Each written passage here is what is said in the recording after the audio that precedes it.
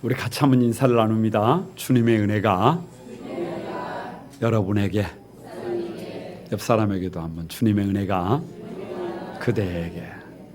할렐루야. 저를 한번 가만히 주목해 보시기 바랍니다. 하나님의 부르심은 참 감격적이었습니다. 왜 그렇게, 뭐가 그렇게 감격적이었느냐? 가만히 생각을 해보면 참 부족하고 모자란 이름을 불러주셨기 때문입니다. 의미 없던 내 이름을, 희망 없던 내 이름을, 캄캄한 내 이름을, 너무나 부족하고 모자란 내 이름을, 그래서 아무도 관심 갖지 않고 아무도 부르지 않는 내 이름을 아들아, 딸아라고 불러주셨어요. 그래서 내가 그의 이름을 불러주기 전에는 그는 다만 하나의 몸짓에 지나지 않았다. 내가 그의 이름을 불러주었을 때 그는 나에게로 와서 꽃이 되었다 라는 시 귀절처럼 아무것도 아니었어요. 그래서 주님께서 나를 불러주셔서 꽃이 된 것입니다. 얼마나 심장이 벌렁벌렁 했는지 모릅니다. 얼마나 감격했었는지 모릅니다. 그런데 그 감격도 시간이 지나갔어요. 오랜 시간이 지나가면서 그 벌렁벌렁하던 그 심장도, 그 마음도, 그 두근거림도 이제는 점점 약해지더니 여기가 무감각해지기 시작했습니다. 왜요? 하나님의 약속이 더딘 것만 같아요. 믿음으로 걸어가는 걸음이 다른 사람들은 편하게 걷는 것 같은데, 다른 사람들은 쉬운 인생을 살아가는 것 같은데 나만 십자가를 짊어지고 따라가는 것 같아요. 그래서 언제부터인지 하나님의 부르심이 점점 부담으로 다가옵니다. 그래서 지난 몇 주 동안 설교를 했습니다. 아담아, 네가 어디 있느냐라고 묻는 물음이 부담이 돼요. 왜요? 내가 선악과를 따먹고 죄의 자리에 있어요. 하나님처럼 되려는 자리에 있는데 네가 어디 있냐고 물으시니까 부담이 돼요. 야곱아, 내 이름이 뭐냐? 라고 물으시는 것이 부담이 돼요. 왜요? 도둑놈으로 살고 있어요. 사기꾼으로 살고 있어요. 그런데 더 이상은 그렇게 살면 안 된다고 부르시는 그 하나님이 내게는 부담이 돼요. 모세야, 네 손에 있는 것이 뭐냐? 나는 특별한 것을 원했다니까요. 뭔가 가치 있는 것을 원했다니까요. 힘 있는 것을 원했다니까요. 그런데 별 볼 일 없는 지팡이라니까요. 그 별 볼 일 없는 지팡이를 갖고도 다 할 수 있다는 거예요. 더 이상 핑계 대지 말라는 것입니다. 그러니까 주님의 부르심이 여기에 콱콱 막히고 부담이 돼요. 에레미야야, 네가 무엇을 보느냐? 나는 좋은 것을 보고 싶어요. 사랑하는 성도들이 활짝 웃는 것을 보고 싶어요. 사랑하는 사람들이 행복한 것을 보고 싶어요. 그런데 북쪽에서 기울어진 끓는 가마가 부어진단 말이에요. 심판이단 말이에요. 그래서 그 부르심이 부담이 돼요. 답답해요. 인자야, 이 뼈들이 능히 살겠느냐? 아니, 무슨 합리적으로 이해가 되고 가능한 일로 부르셔야 되는데 뼈가 어떻게 살아나요? 아무리 살아난다고 할지라도 그 과정이 쉽겠어요. 그러니까 그 부르심이 왠지 내 마음에 부담감이 됩니다.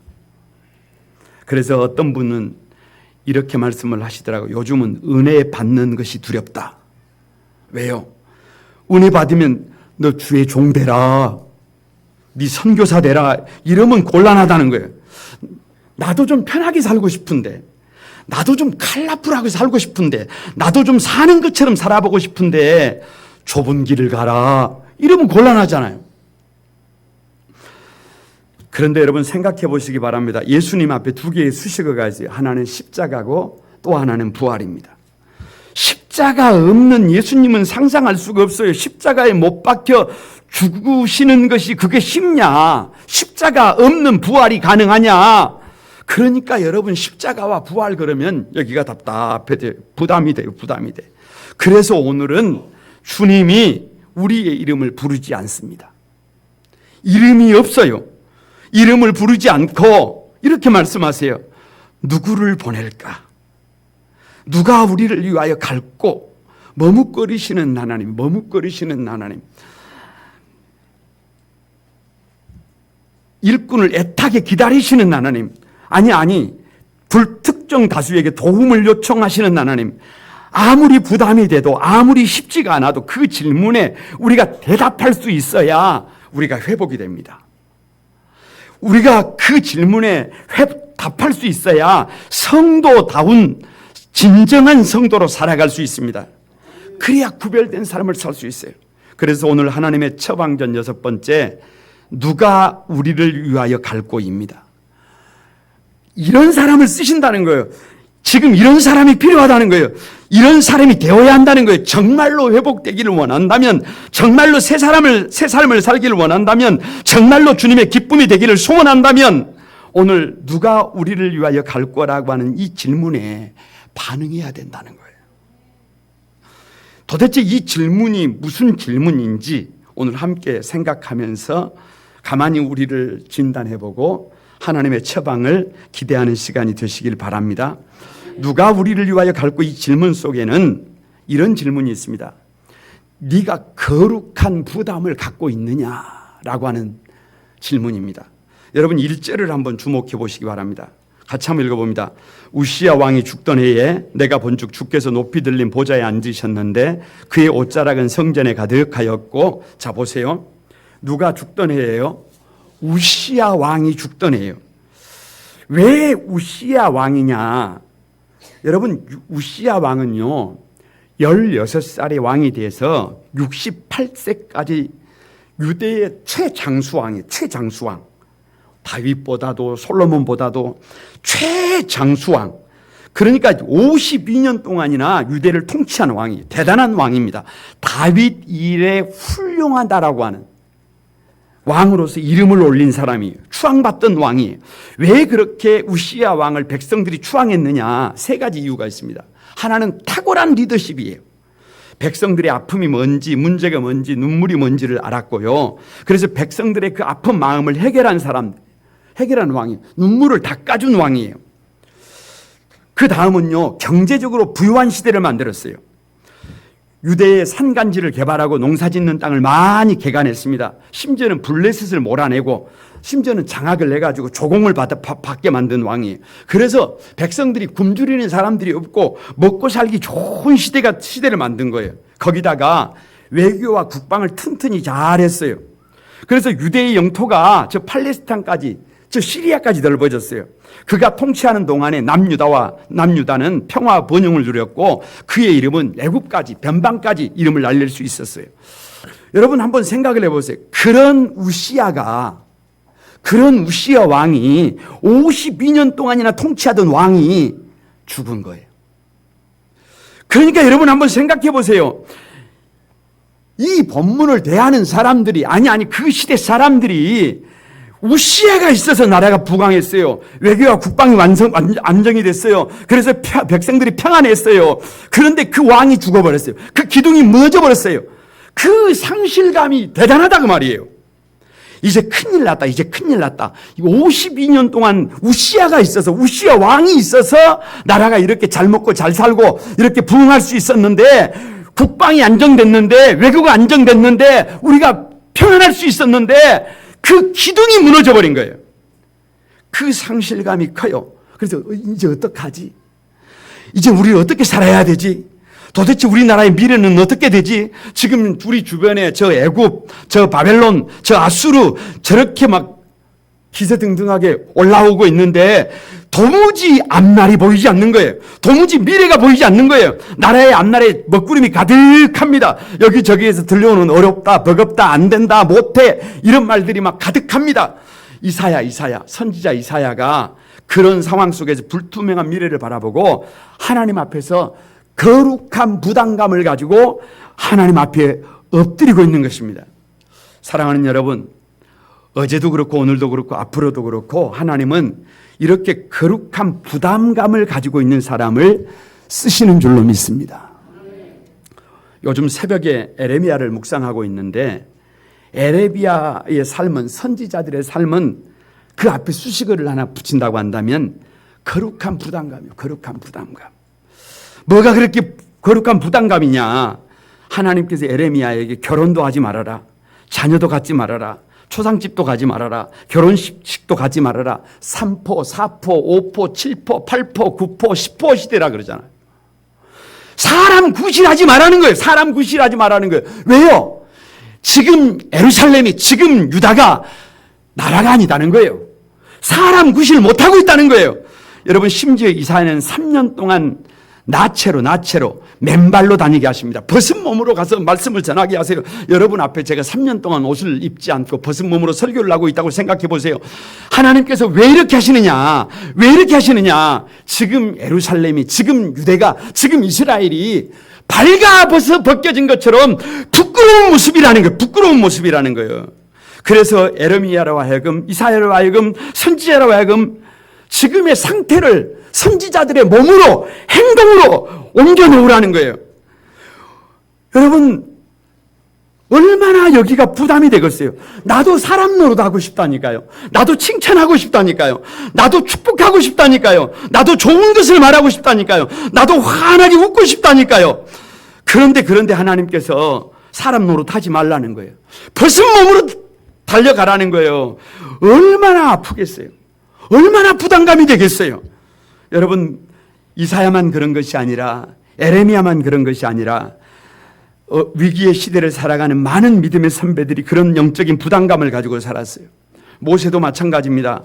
애굽 사람들이 히브리 사람들을 치는 것을 보고 애굽 사람을 죽여 모래에 묻어버렸어요. 왜요? 왜? 애굽에서 고통당하는 내 백성들의 아픔을 보니까 히브리 사람들을 살려야 되겠는데, 고통당하는 내 백성들을 살려야 되겠는데 여기가 답답해요. 답답해. 그래서 자기도 모르게 여러분 저 애굽 사람을 죽이고 땅에 묻어버린 거예요. 그 영적인 부담감을 가지고 있는 모세를 하나님이 쓰신 줄로 믿습니다. 다윗도 거룩한 부담감을 가지고 있어요. 여러분, 전쟁터에서 블레셋의 골리앗이 하나님을 조롱합니다. 그런데도 불구하고 아무도 나서지를 않아요. 오히려 침묵을 합니다. 왜요? 힘이 없잖아요. 능력이 없잖아요. 방법이 없잖아요. 팔척인데요. 아니, 골리앗이 휘둘러 둘러대는 그 창이요, 소리만 들어도 간담이 서늘해지는데요. 그래서 다들 입을 닫고 있어요.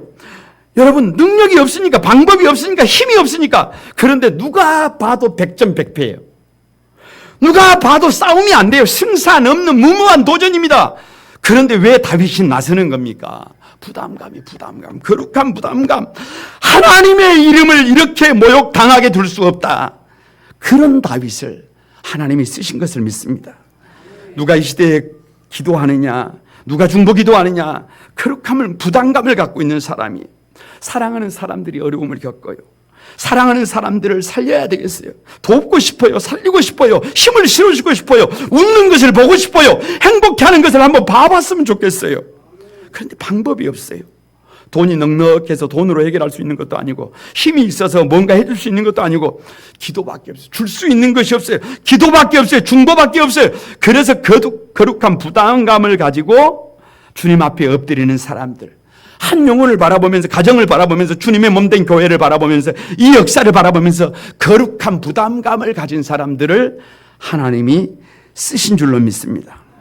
그런 거룩한 부담감을 갖고 있는 이사야가 1절 말씀에 보면, 내가 본즉 I am look, 내가 보는 거예요. 주께서 높이 들린 보좌에 앉았는데 그의 옷자락은 성전에 가득하였더라.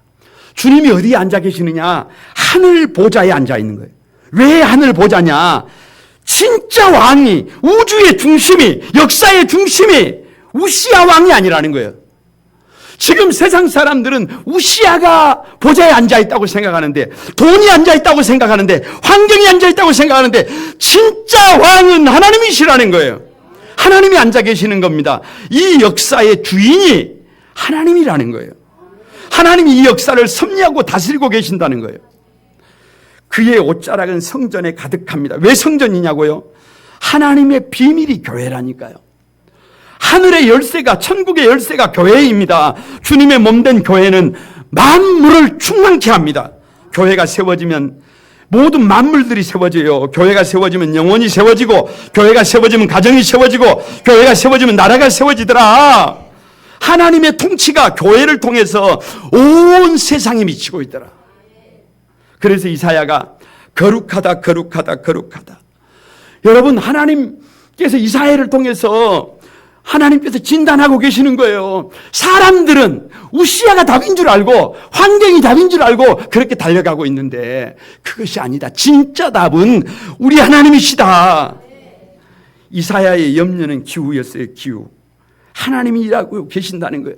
이스라엘 백성들이, 예루살렘의 백성들이 그렇게 죽고 그렇게 저 바벨론으로 끌려가도 하나님께서 일하고 계시더라는 거예요. 삶아 먹든지 쪄서 먹든지 날것으로 먹든지 심지어는 바빌론을 끌어가든지 왕이 죽어서 그 뒤에 여러분 어려움이 있든지 그 역사 속에 그 중심의 보좌에 우리 하나님이 앉아 계시더라는 거예요. 그 믿음이 있으면 이 광경을 보는 순간 이 거룩한 부담감이 눈 녹듯이 녹아내렸습니다. 모든 염려와 걱정이 물러갔습니다. 이런 은혜가 오늘 여러분에게 있게 되기를 바랍니다. 두 번째, 누가 우리를 위하여 갈고, 이 질문이 도대체 무슨 질문이냐?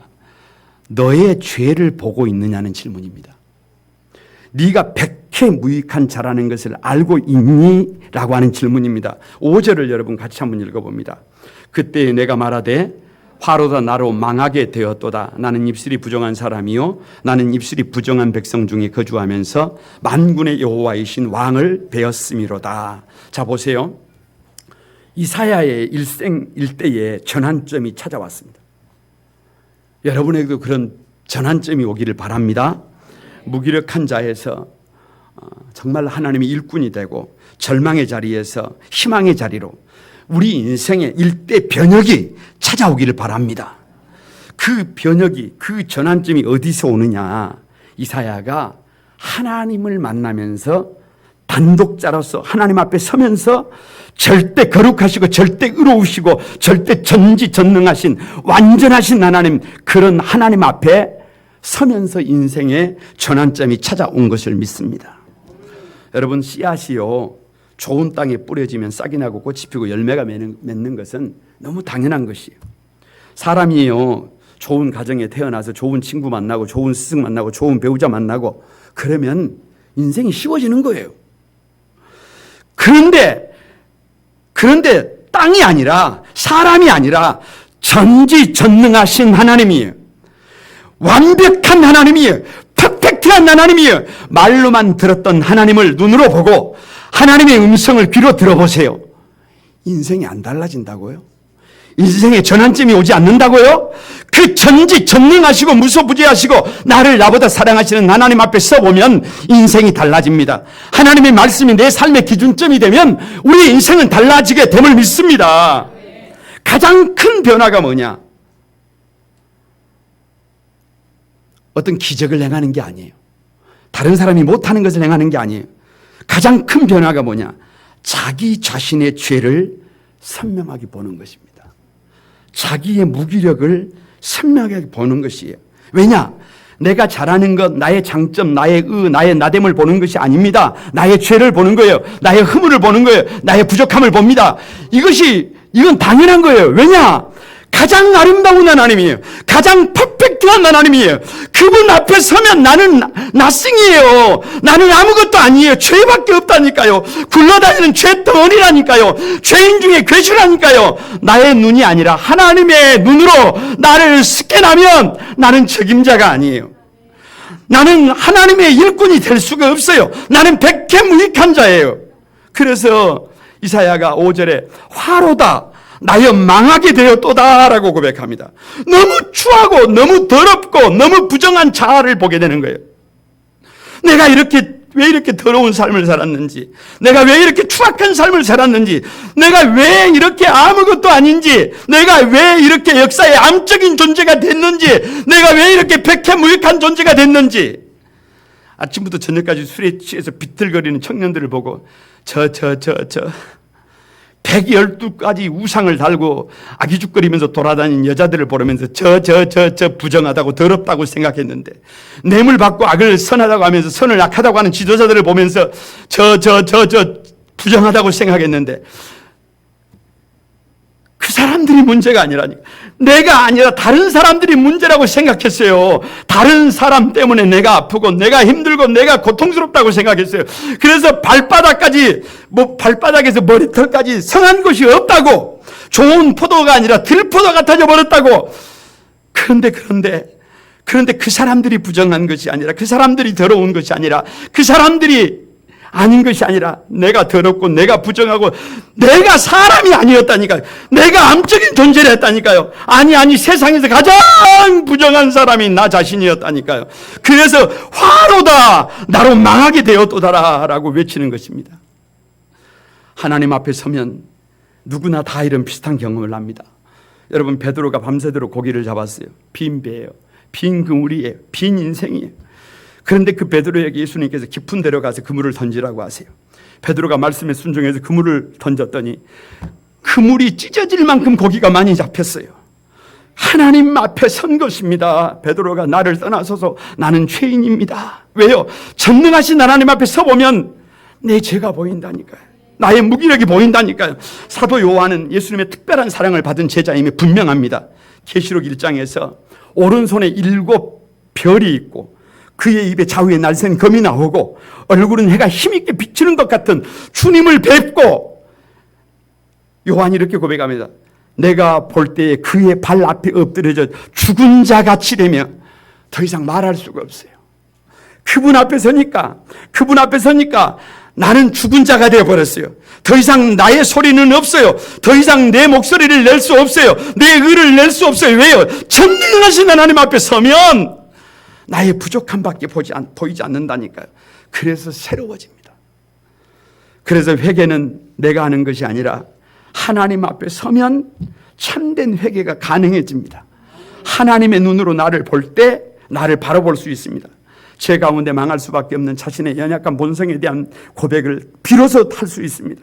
그래서 이사야는 자신의 부정함을 고백하는 것입니다. 여러분, 이쯤 되면 우리 인생의 가장 큰 기쁨이 뭐냐? 기적을 행하는 것이냐? 성공하는 것이냐? 좋은 집을 사는 것이냐? 좋은 차를 타는 것이냐? 그것이 기쁨이 아니에요. 뭐가 기쁨이냐? 죄 사함의 기쁨입니다. 왜요? 더러워졌어요. 부정해요. 망하게 됐어요. 도저히 방법이 없잖아요.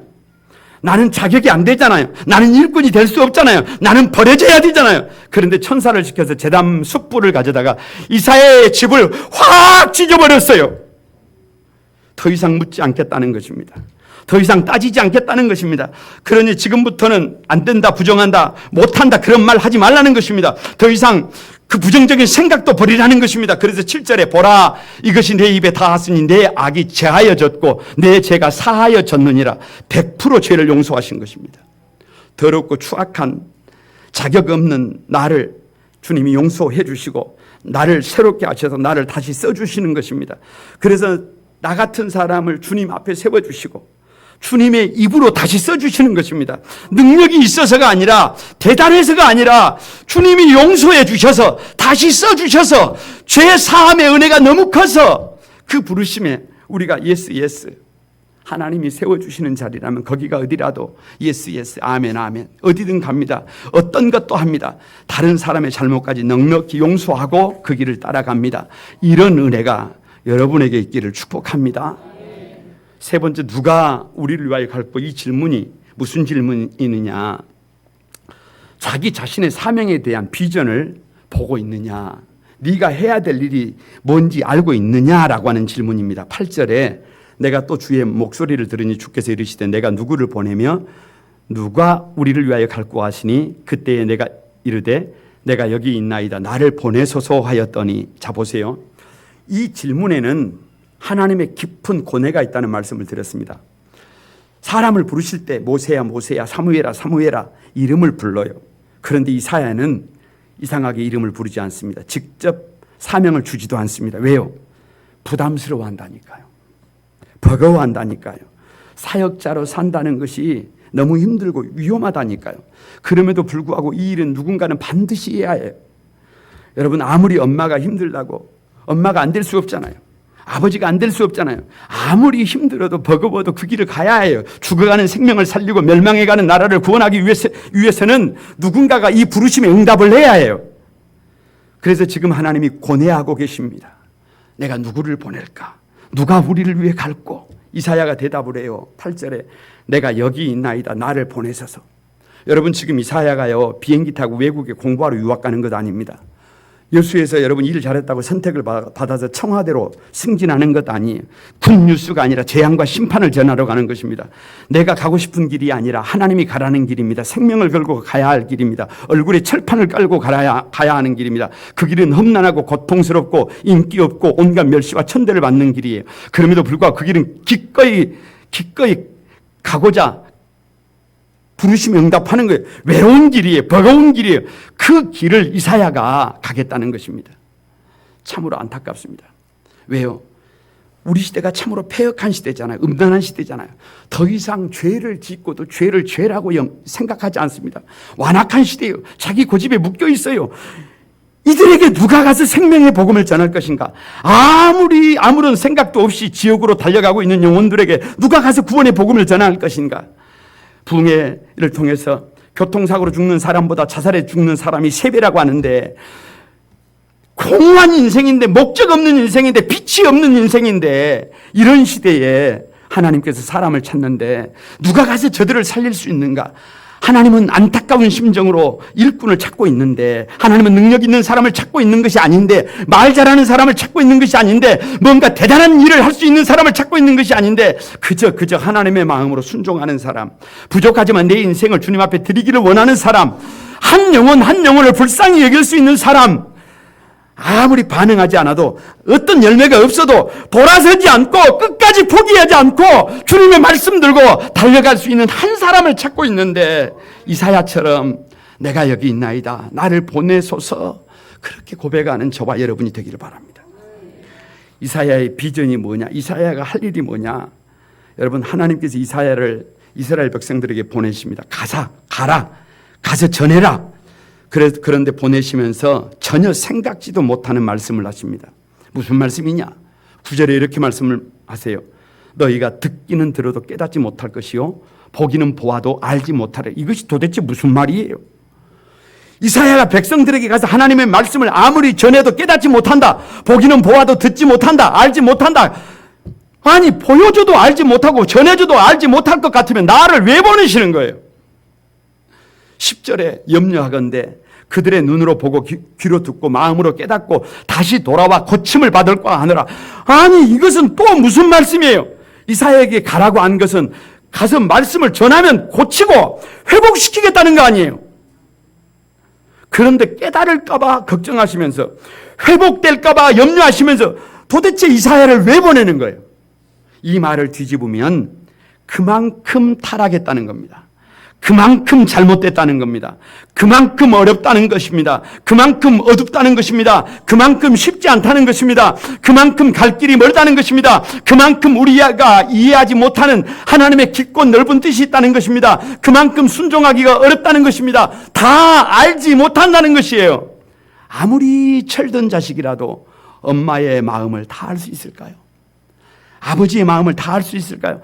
아무리 성도라고 할지라도 하나님의 마음을 다 알 수 있을까요? 아무리 열심히 있는 성도라고 할지라도 목사의 마음을 다 알 수 있을까요? 불가능합니다. 불가능합니다. 이해가 안 돼도 알지 못한 뒤에, 그 뒤에 하나님의 뜻이 있다. 엄마의 깊은 마음이 있다. 안 된다, 못한다 그러지 말고 믿음을 가지고 순종하고, 이사야야, 네가 갈 수 있겠니? 네가 가는 길이 쉬운 길이 아니다. 네가 가는 길이 환영받는 길이 아니다. 그래도 네가 갈 수 있겠니? 그래서 13절에 그 중에 10분의 1이 아직 남아있을지라도 이것도 황폐하게 될 것이나 밤나무와 상수리나무가 배임을 당하여도 그 구루터기는 남아있는 것 같이 거룩한 씨가 이 땅에 구루터기니라 라고 하셨습니다. 10분의 1이, 말씀을 듣는 자가 10분의 1도 안 되고 그것도 다 없어져서 기껏해야 그루터기만 남는다는 거예요. 이것은 역설입니다. 밤나무와 상수리나무가 다 베어져도 구루터기가 남아있는 것처럼 거룩한 씨는 한 사람이라도 남아있다. 바알에게 무릎 꿇지 않는 7,000명이 남아있다. 하나님의 남은 자들이 여기저기에 있다. 너는 포기하지 말아라. 깨닫지 못한다고, 알지 못한다고, 환영받지 못한다고 그 길에 절망하지 말아라. 네가 가는 길은 쉬운 길이 아니다. 그러나 그 뒤에 내가 있다. 이 이사야의 비전이 여러분의 비전이 되기를 주님의 이름으로 축복합니다. 말씀을 맺습니다. 내가 누구를 보내며 누가 우리를 위하여 갈고, 이 질문은요 하나님의 깊은 고뇌가 있어요. 왜요? 부담스러워요. 버거워요. 그러나 누군가는 반드시 이 질문에 응답해야 해요. 아니, 저와 여러분이 성도라면, 성도다운 삶을 살기를 원한다면 아무리 힘들고 어려워도 이 질문에 대답을 해야 해요. 죽어가는 영혼들과 주님의 몸된 교회를 바라보면서 정말로 거룩한 부담감을 가지고 있느냐? 정말로 거룩한 부담감을 가지고 있느냐? 거룩한 부담감을 가지고 주님 앞에서 보좌에 앉으신 주님을 뵙는 여러분이 되시길 바랍니다. 다른 사람의 죄가 아니라, 다른 사람의 허물이 아니라 나의 죄를 보는 것이 중요해요. 나의 무기력을 보는 것이 중요해요. 내가 하는 것이 아니라 하나님이 하게 하시는 것입니다. 하나님이 일하시는 것입니다.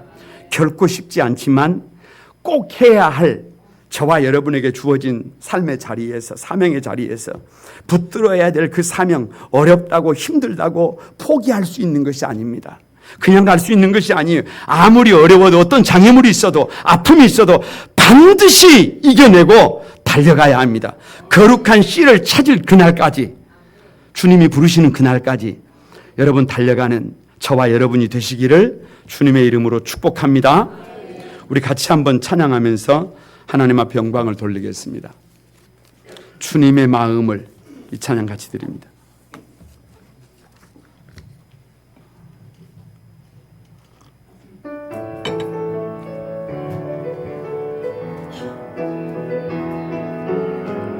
다 같이 드립니다. 주님의 마음을, 주님의 마음을, 주님의 심장을, 주님의 시선을 가진 자, 상한 갈대와 꺼져가는 등불을 외면하지 않을 자 누구인가? 주님의 눈물을, 주님의 아픔을, 주님의 행동을 가진 자, 이 땅을 향하신 주님의 마음을 가진 자 누구인가? 주님의 성령 부어주소서. 굳은 마음 제하시고 이 땅을 향한 주의 애끓는 맘 부으사 무너진 교회 회복시키고 주 오실 길 예비하는 하나님의 사랑, 그 소망을 가진 자, 주님의 마음에 합한 자로 세워. 여러분, 우리 오른손을 들고 다시 한 번만 주님의 마음을, 주님의 심장을, 주님의 시선을 가진 자, 상한 갈대와 꺼져가는 등불을 외면하지 않을 자 누구인가?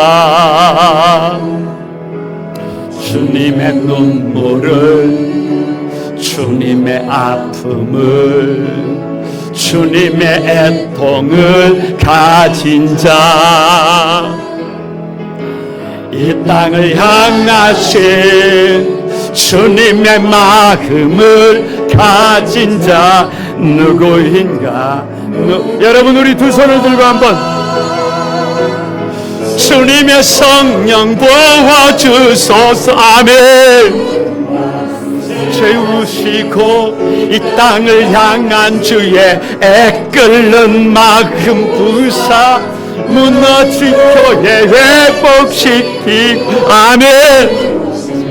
주시는 하나님의 사랑, 그 그 마음 가진 자 주님의 마음에 합한 자로 세워주소서. 여러분, 우리 같이 한번 주신 말씀 부여잡고 같이 기도하겠습니다. 내가 누구를 보내며 누가 우리를 위하여 갈고 이름을 부르지 못하십니다. 이 길이 힘든 길인데, 이 길이 버거운 길인데, 그런데도 누군가는 반드시 가야 할 길이다. 회복되기 위해서는, 사람답게 살기 위해서는, 성도가 되기 위해서는 반드시 걸어야 할 길이다. 죽어가는 영혼들과 주님의 몸된 교회를 바라보면서 네가 거룩한 부담감을 가지고 있니? 그러나 세상 사람들처럼 환경만 바라보지 말고, 시대만 바라보지 말고, 조건만 바라보지 말고 저 보좌에 앉으신 주님을 보라고 하십니다. 다른 사람들의 죄가 아니라, 다른 사람들의 허물이 아니라 나의 죄를 보고, 나의 허물을 보고, 나의 무익함을 보고 하나님이 써주셔야 내가 답이 있습니다. 하나님이 써주셔야 우리 가정과 교회가 하나님의 쓰임을 받을 수 있습니다. 결코 쉽지 않지만, 결코 쉬운 길이 아니지만 마지막 구루터기를 보고 꼭 해야 될 사명이라면, 꼭 가야 할 길이라면 이 사명을 위해서 어렵고 힘들어도 버거워도 이 길을 제가 가겠습니다. 제가 가겠습니다. 우리 한소망교회가 가겠습니다. 거룩한 꿈 한소망교회가 이 길을 걸어가겠습니다. 우리 여러분 다 같이 한번 주여 섬창하고 오늘 주신 말씀에 응답하는 시간 되시기를 바랍니다. 다 같이 기도합니다. 주의 거룩하신 아버지, 거룩하신 하나님의 아픈 마음을 배웁니다. 하나님의 아픈 마음을 배웁니다. 누구가 갈까? 내가 누구를 보내며 누가 우리를 위하여 갈고? 아버지, 이 질문에 하나님의 이 아픈 마음에 많이 부족하지만, 많이 모자라지만 하나님, 제가 이사야처럼 우리 거룩한 꿈 한소망교회가 여기에 있습니다. 하나님 아버지, 반응하게 하여 주소서. 거룩한 부담감을 가지고 하나님 아버지 보좌에 앉으신 주님을 바라보며, 아버지 하나님 나의 죄를 바라보고 하나님의 일하심을 기억하고, 쉽지 않지만 한 걸음 한 걸음 올려놓는 하나님의 사람들, 거룩한 백성들 되게 하여 주옵소서. 거룩하신 주님, 감사합니다. 내가 누구를 보내며 누가 우리를 위하여 갈고 아픈 마음으로 일꾼을 부르시고 찾으시는 그 하나님의 간절한 음성 앞에 많이 부족하지만, 많이 모자라지만, 죄 덩어리이지만 그럼에도 불구하고 주님이 쓰신다면 부족하고 모자란 우리를 내어놓겠습니다. 거룩한 꿈 한소망교회가 주님의 도구가 되겠습니다. 고백할 수 있게 하신 것을 감사합니다. 이 시대의 영혼들을 바라보며, 암담한 시대를 바라보며 영적인 부담감을 가지고 한치 앞이 보이지 않는 미래의 암흑을 바라보며 절망하지 말고 탄식하지 말고 보좌에 앉으신 주님을 보게 하여 주옵소서. 다른 사람들의 죄가 아니라, 다른 사람들의 허물이 아니라 나의 죄를 보게 해 주옵소서. 그래서 죄 사함의 기쁨을 가지고, 그 감격을 가지고 일하게 하여 주옵소서. 넉넉해지게 해 주옵소서. 결코 쉽지 않는 길이지만 내가 가야 할 길이라면, 우리 성도들이 가야 할 길이라면, 우리 거룩한 꿈 한소망교회가 가야 할 길이라면, 그 길이 힘들고 버거워도 한 걸음 한 걸음 뚜벅뚜벅 마지막 주님이 찾는 예비된 한 영혼을 위해서, 우리가 해야 될 일들을 위해서 쉬지 않는, 포기하지 않는, 절망하지 않는 우리 한소망의 가족들이 다 되도록 축복해 주소서. 예수님의 이름으로 기도드리옵나이다. 아멘.